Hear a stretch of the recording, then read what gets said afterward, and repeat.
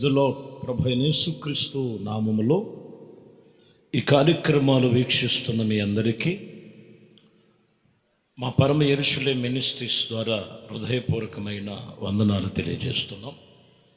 దేవుని పరిశుద్ధ గ్రంథములో ఈ పూట న్యూ టెస్టిమెంట్ కొత్త నిబంధన గ్రంథం హెబ్రీయులకు రాసిన పత్రిక 8వ అధ్యాయము 5వ వచనాన్ని చదువుతున్నాం.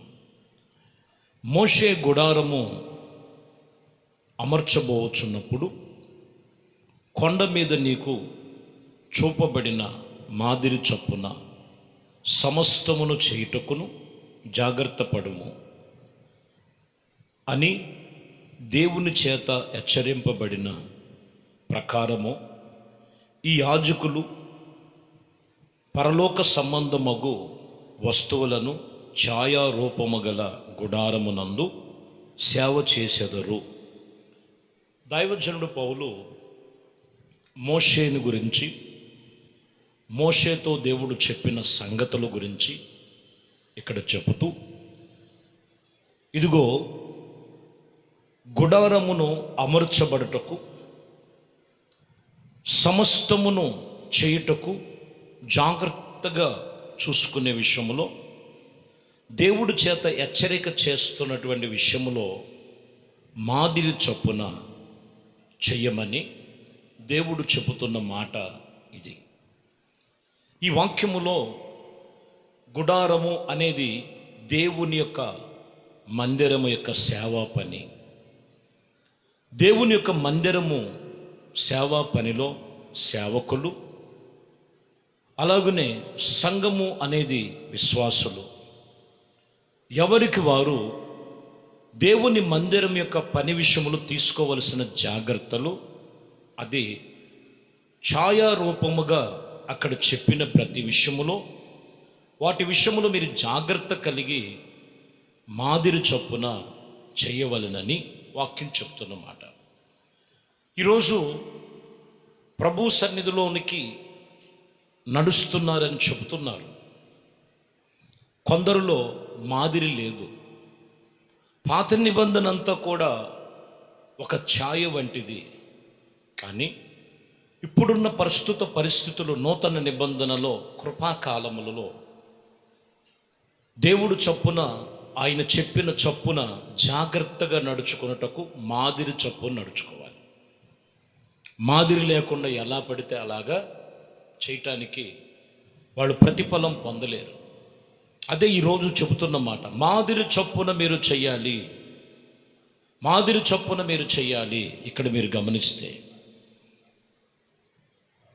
నిర్గమకాండము 40వ అధ్యాయము 33వ వచనములో, మరియు అతడు మందిరమునకు బలిపీఠమునకు చుట్టూ ఆవరణమును ఏర్పరిచి ఆవరణము ద్వారపు తెరను వేసి, ఇలాగున మోషే పని సంపూర్ణత చేసెను. సరే, దేవుడు పని సంపూర్ణత చేయాలి మాదిరి చొప్పున. ఒకటి మాదిరి ఉండాలి, రెండవది సంపూర్ణత ఉండాలి. ఆవరణమును చుట్టూ ఆవరణము ఏర్పాటు చేశాడు బలిపీఠమునకు మందిరమునకు మధ్యలో.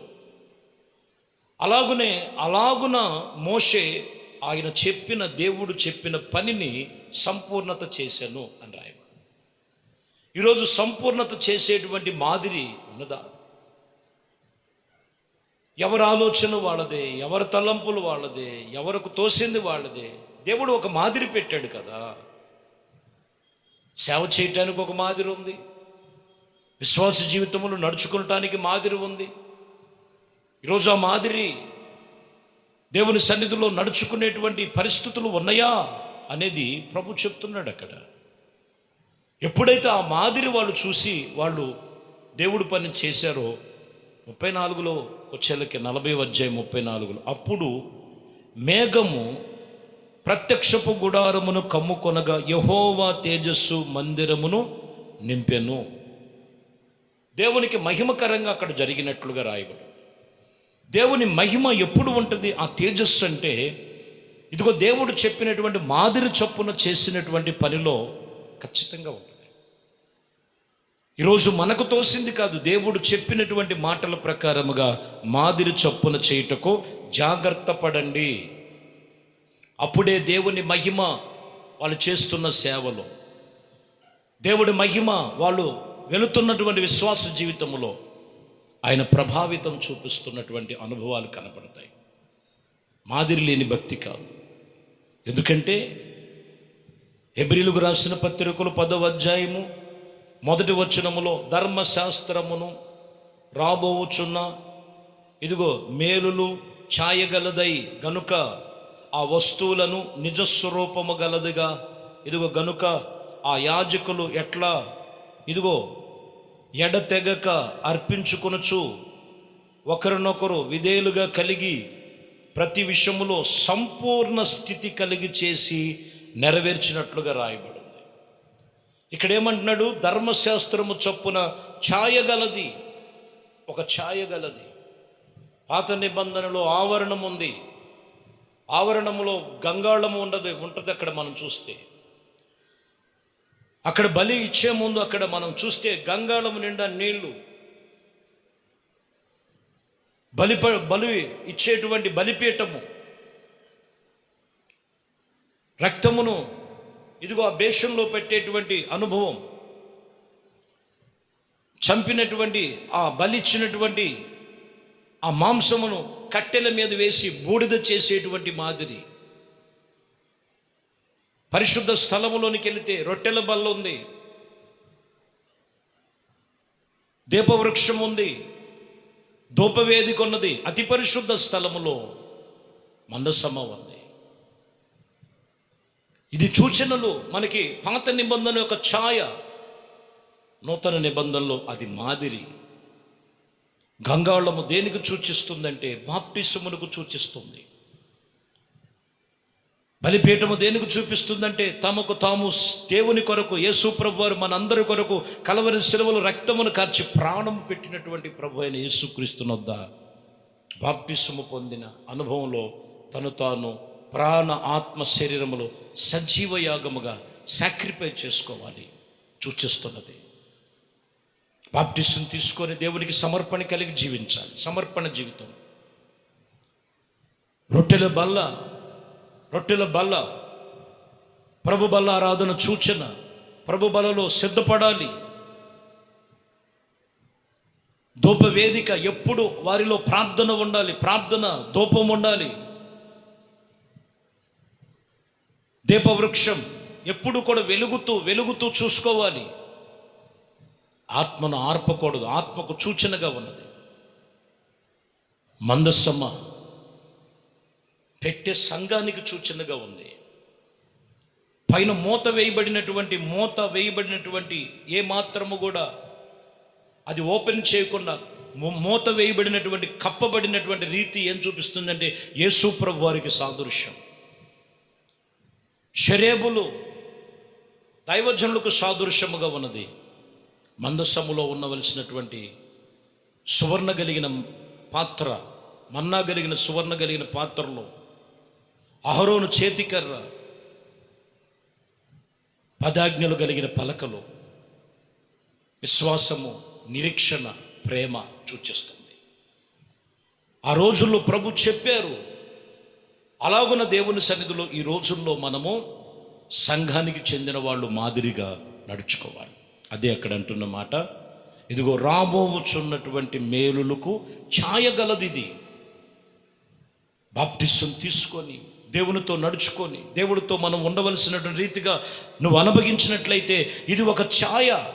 ఆ రోజుల్లో మనం చూస్తే ఇప్పుడు కొత్త నిబంధనలో ప్రభు అయిన యేసుక్రీస్తు ఖచ్చితంగా చేయాలి. ఆ మాదిరి చొప్పున చెయ్యవలెనని వాక్యం చెప్తున్న మాట. రాయబడినటువంటి మాటల్లో మీరు చూస్తే పేతురు రాసిన మొదటి పత్రికలో 2వ అధ్యాయం 21వ వచనములో మనం చూడొచ్చు. ఇందుకు మీరు పిలువబడితిరి, క్రీస్తు కూడా మీ కొరకు బాధింపబడి మీరు అతని అడుగు జాడల యందు నడుచుకున్నట్లుగా మీకు మాదిరి ఉంచి వెళ్ళినని రాయబడు. ఎవరు అడుగు జాడల్లో ఉండాలంటే ప్రభు ఏమైతే చెప్పాడో ఏదైతే నడవమన్నాడు, ఏమైతే చేయమన్నాడు వాటి ప్రకారముగా చేయుటకు, ఆ అడుగు జాడలలో నడువుటకు మనము మాదిరి చూపించాడు ప్రభు. ఆ మాదిరి చొప్పున నీ భక్తి ఉండాలి. ఏదో నమ్ముకున్నాను, ఏదో అయిపోయింది, ఏదో జరుగుతుంది అంటే కాదు.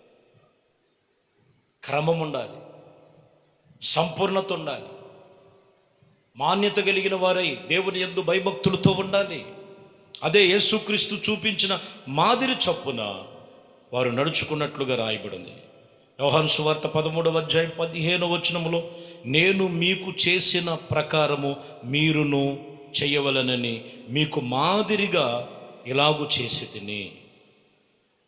ప్రభు చూపిస్తున్నాడు అక్కడ శిష్యులతో, ఏమైతే నేను చేశానో అదే మాదిరిగా మీరు కూడా ఇలాగున చేయుటకు నేను మాదిరిగా చేసి తిని. దేవుడు ఏమైతే ఏ సంగతులు చెబుతున్నారో వాటి యొక్క సంగతులను మనము గైకొనవలను. అదే మాదిరి చొప్పున నడుచుకుంటాం. ఈరోజు మాదిరిగా చేయుటకు నువ్వు జాగ్రత్త తీసుకోవాలని మనతో చెప్తున్నమాట. 1 కొరింథీయులకు రాసిన పత్రిక 11వ అధ్యాయం 1వ వచనం, నేను క్రీస్తు పోలి నడుచుకొనుచున్న ప్రకారము మీరు నన్ను పోలి నడుచుకోండి. దైవజనులు పోలి నడుచుకోవాలి. దైవజనులు క్రీస్తు పోలికగా నడుచుకున్నాడు. అక్కడ దైవజనుడైన పౌలు చెప్తున్నాడు, ఆయన క్రీస్తును పోలిక నడుచుకుంటున్నారు. మీరు నన్ను పోలి మీరు నడుచుకోండి. సంఘముతో చెప్తున్నారు. మాదిరి క్రమము, మాదిరి, దేవుడు విషయములో సంపూర్ణత, మాన్యత కలిగినటువంటి అనుభవం. ఇదే ఈరోజు వాక్యం చెప్తున్న మాట. కాబట్టి చెప్పేవారంగా కాదు, వాటిని చేసేవారముగా ఉండాలి. అదే ప్రభు. ఎవరైతే ఖచ్చితంగా దేవుని మాటలు విని వాటి చొప్పున చేస్తున్న ప్రతి ఒక్కరు, వాటి ప్రకారంగా నడుస్తున్నవారు, వాటి ప్రకారంగా చేయు ప్రతివాడు ఖచ్చితంగా దేవుని యొక్క ఆశీర్వాదములోనే కాదు, ఆత్మ సంబంధమైన పరలోక రాజ్యములో నిలిచి ఉంటారనే సంగతి మనతో తెలియచేస్తూ, ఈ మాటల ప్రకారముగా దేవుడు మనకొక మాదిరి చొప్పున నడుచుకోమని చెప్తున్నారు. ఎందరిలో ఈ మాదిరి ఉందో, ఒకవేళ ఎక్కడైనానో నీలో బలహీనతలు చేర్చుకున్నావో ఒకసారి ప్రభు సన్నిధిలో ప్రార్థన చేసుకొని నిబంధన చేసుకో. మీ కొరకు ప్రార్థన చేస్తాను. పరిశుద్ధుడా, ప్రేమ కలిగిన తండ్రి, దయగలిగిన మా ప్రభు, సంఘములో, సహవాసములో, సేవా పరిచర్యలో మీ పనిని సంపూర్ణత చేయటానికి జాగ్రత్త తీసుకోమని చెప్తున్నాం. మాదిరి చొప్పున నడుచుకోమని చెప్తున్నాం. ఎవరిలో ఏ అజాగ్రత్త లేకుండా, ఎవరికి తోసింది వాళ్ళు చేయటం కాదు నాయన, మీరు మాకు మాదిరి చూపించండి. నేను చేసిన ప్రకారం మీరు కూడా చేయాలి. క్రీస్తు పోలికలో మేము నడుచుకోవాలి. క్రీస్తు చూపించిన మాదిరి చొప్పున నేను నడుచుకోవాలని మాతో హెచ్చరిక చేశాడు.